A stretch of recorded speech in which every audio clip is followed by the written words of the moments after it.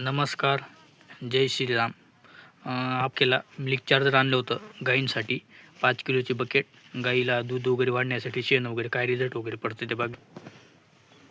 हे बकेटमध्ये आहे बादली 5 किलोचं. जी गाय यायलेली होती तिच्यामध्ये तिची पहिले घाण वगैरे निघली नव्हती. काळी संध्याकाळी घालून दुसऱ्या असून पहिले तिच्या पोटामध्ये जी घाण वगैरे होती ती मिल्क चार्जरने पहिले ती साफ केली. 100 ग्रॅम द्यायचो. 3 दिवसानंतर लगेच तिच्या शेणमध्ये पण बदल झाला. शेण वगैरे हे बघ तिचे शेण आहे मिल्क चार्जरचं पण येतं आहे. पहिले घट्ट पातळ शेण यायचं आणि आता म्हणजे तिच्यामध्ये जी चारा वगैरे खाण्याची क्षमता वाढली आहे. दूध वगैरे दूध पण वाढले. दूध पण घट्टपणा. पहिले दूध पण घट्ट वगैरे येत नव्हतं. दूध पण कमी होतं. आता दूध जसं आपल्या जर्सी गाईसारखं दूध वगैरे येतं आहे आता डायरेक्ट. म्हणजे पहिली गावठी गाय पण असं एकदम पहिले एकदम पातळ येत होतं.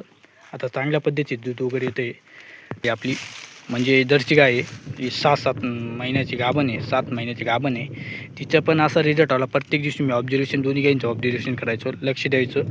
आणि तिचं म्हणजे पहिली जी जखम होती जखम भरण्याचं काम म्हणजे एकदम लालसर होते. आता ती जखम भरण्याचं काम करते. दररोज आपण तिला पण 50-60 ग्रॅम देतो आहे सकाळी संध्याकाळी. चांगल्या प्रकारे रिझल्ट वगैरे येतो आहे. कसे घट्टपणे शेण येतो आहे तिचं. असं एकदम घट्ट शेण येतं. पहिले असं शेण यायचं नाही. ते पहिले एकदम पातळ शेण यायचं. पर गोचडी वगैरे लटकली होती ती आता म्हणजे हळूहळू जसं मिल्क चार्जर जसं 5-7 एक दिवसात जशी त्याची ताकद वाढेल तशी गोचडी कमी होईल. मिल्क चार्जर आपण जसं वापरणार आहे. ही म्हशीला पण मिल्क चार्जर वगैरे देत नाही. पण इथं बघा तिचं शेण एकदम पातळ आहे. हिचं शेण तिचं शेणमध्ये असं हिचं नाही. तिचं ते असं प्युसर शेण आहे एकदम. गाईंचं शेण वगैरे मिल्क चार्जरचं गाईंचं मिल्क चार्जर सारखं आहे त्यांचं शेण वगैरे आपण बाजूला टाकतो आहे साईडला. आणि ज्यांना मिल्क चार्जर वगैरे चालत नाही त्यांचं शेण इथं उघड्यावरती टाकतो आहे. 2 महिन्यामध्ये कुजून जाणार 100% रिझल्ट आहे त्याचा. आपण आता या बोकड्याला 2 दिवसापासून मिल्क चार्जर पाजतो आहे की ते खात नाही. आणि औषधांची बाटलीमध्ये पाजतो आहे त्याला. होईल अजून थोडाफार दिवसात. दररोजचं 20-20 ग्रॅम पाजतो आहे त्याला.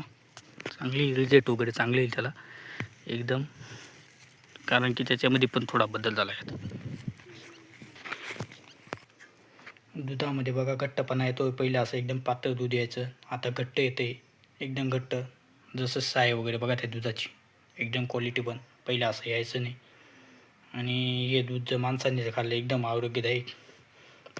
मी तर सांगतो प्रत्येकानं मिल्क चार्जर वापरावे. चांगला खूपच छान रिझल्ट आहे. जय श्रीराम. नमस्कार. जय श्रीराम.